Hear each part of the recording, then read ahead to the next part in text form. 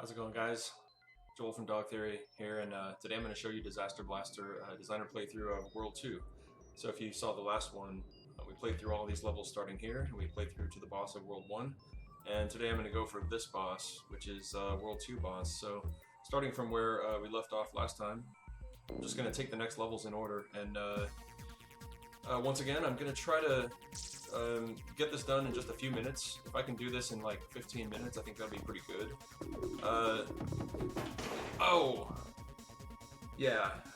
So I haven't rehearsed this, and it's been a while since I played these levels, and you just saw me die pretty egregiously right there, so you'll probably see more of that.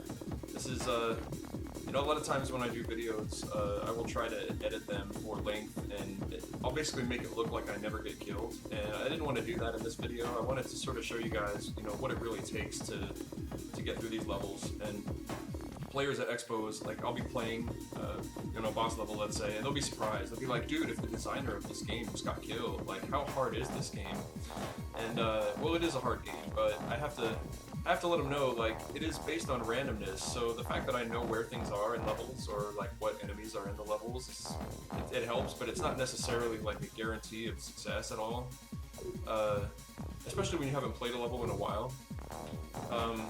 It's just as dangerous for me as for anyone else. I have to react and adapt to what happens, the same as any other player would have to. My advantage is I've been playing this game for years, and a lot. Like, I've been playing thousands of hours of this, so I have oh no. Hopefully I have some slight ability to complete these things, but like I said, it's been a while since I played these, and I'm not going to edit this. I'm going to show you guys when I'm getting killed and losing at the game. I'm going to show you guys what that looks like. So I hope this won't turn into a 30-minute spectacle of me just getting destroyed again and again in one level. It could, though. Let's try not to do that. This level I'm in right now, it's basically, as you can see, it's a free moving level. You're able to move anywhere you want, and it is a treasure hunt level. So I'm looking for, you see the 5 green blocks there in the upper left. Those represent 5 hidden objects that are in this level, and they're hidden behind a random selection of 5 of these gray destructible blocks. So every time I break one of these, there's a probability, an increasing probability that I'll find one of the treasures, because they have to be somewhere. So every time I break one, I'm getting one step closer to completing the level. Oh, there's one. Okay, good. The little pink bullet shooting enemies are by far and away the most dangerous, and that is more than likely when you see me getting killed, you're going to see me catch a bullet from off screen, or from, a weird direction from one of these pink sniper enemies. So my strategy is to move quickly from one area to the next, and these are sort of, I sort of think of these as like tunnels, like worm tunnels leading from one little room to the next. So, or anthills, like I think of it as an anthill. So that's kind of the, if I was to give a name to this level layout, this would be free move, anthill style search treasure hunt. So there you go. It's one of probably, I would say maybe 10 or 12 different level types that the game has, but they're not really distinct. Like, I kind of treat each level as, this can be different from any other level. Like, I've never designed a level before. What can I do with some blocks and some enemies in a space? So a lot of levels kind of mix types with other stages, and I try to just kind of make each one a unique, memorable experience that when you go back and you start it, you would think, oh, I remember this one. Yep, I was in this place before, and it was different from any other place in the game that I've ever been. So this level that I'm playing now, oh man, that was close. This is one of my favorites. I really enjoy it. It's kind of a smaller level, but there's a lot of exploration going on. There's a nice blend of different enemies here, and I always just really like these treasure hunt levels because they're different than just shooting through to try to get to the exit, which those are really fun too, but sometimes when you play as much as I do, you kind of just want to change the pace, change weapons here. And things like the treasure hunts, the search and destroy levels, the bosses, really provide sort of a variety that I really enjoy as a player. I mean, even more so than as the designer of the game. Okay, let's not die here. I've only got to find one more of these things. One more left. It could be anywhere. Okay, I didn't find it, so I've got to move on quickly now. Keeping an eye on my timer. I've only got about a minute left. Oh, there's an area I haven't been down into.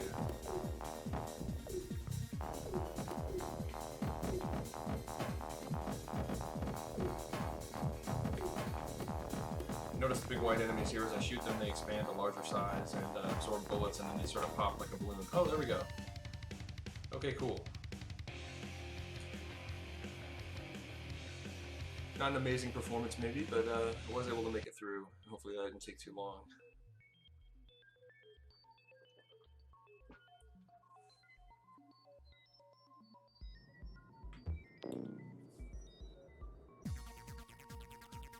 So here's another one that is a free-moving area. Take the laser, and it's again a free exploration area. This time, instead of searching for randomly placed objects, I'm looking for 6 of these little, I think of them as targets, sort of just enemy blocks that you must destroy that are in the same position every time. So rather than being randomly positioned around a level, your goal is just to explore, discover where these things are, and hit up each objective one at a time. So this level, maybe unlike others, I do have a significant advantage here, kind of knowing where these are and knowing my way around the maze. But for you guys, as playing the game the first time, that's the fun of it, right? You get to explore this area, and it's a bit of a memory challenge. Kind of like, oh, I found 5 of them. Where was that last one at? So you can kind of have fun mapping out a path through the level. Exploration is something that I really, I think is an important game element. It's something I really tried to include as much as I could in Disastr Blastr, but I found that levels I designed that were very large scale, like huge, really complicated levels with tons of enemies that were vast and like you had to explore for forever, really weren't successful levels. The reason for that being, they're just it's too demanding to ask the player to go that far and explore that much with that many things and not ever get hit. And if they ever get hit, it's extremely frustrating because they have to start the entire level over. So people ask for checkpoints, and it's something I considered, and I decided against it because I wanted the level experiences to be bite-sized. I wanted you to be able to play a level. You know, win or lose, the level's only going to last a minute or two. And if you want, you can stop right there, you can put it down, and you don't have to play anymore, or you can try again, which tends to be the case. Like when you play a level and fail, the tendency is, oh, I want to do that again. So, but I didn't want to use checkpoints because I didn't want the levels growing to vast, massive experiences that are going to take you 20 minutes to play through. I really wanted to keep the action kind of quick and light and very, I wouldn't call it a casual game. I almost got sniped right there. It's in no way a casual experience, but I wanted it to be a quick experience that you can pick up and put down easily and not have to get involved in really lengthy level runs. So, okay, I think I might have missed one over here. Oh, there's one. Okay. I might have missed one over here on the right side. Or maybe it's down here. Okay, like I said, it's been a while since I played these, and I'm kind of having to rely on memory to figure out where these things are. I'm not quite remembering, so... Okay, well I'm going to go after the one that I saw, and I know where it is. And while I'm doing that, I'll think about where the last one could be. So I got the one that was down there.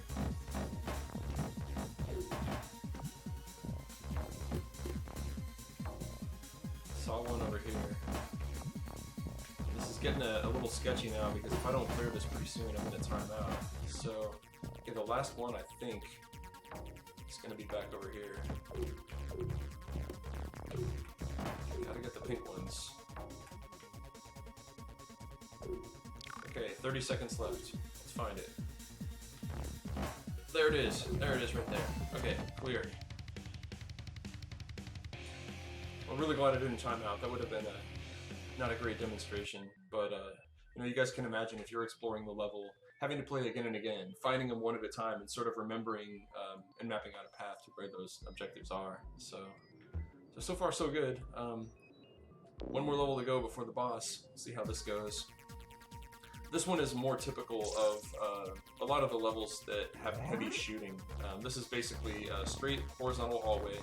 The movement in the x-axis is going to be fixed. I'm just sort of scrolling forward with the screen, and the y-axis movement I'm free to move up or down. So this is one of the tougher levels in this world, just because it has high enemy density. So running out of space is like a problem in this level. And it has these big kind of, I think of them as big marshmallows. I sort of tend to associate these blocks with something real, some sort of real object. And these are the marshmallow enemies. I think their real name is Expander. So they're the Expander type enemy. And you know, their main, well, really their only behavior is just to get bigger, which reduces the amount of empty space you have to move around in.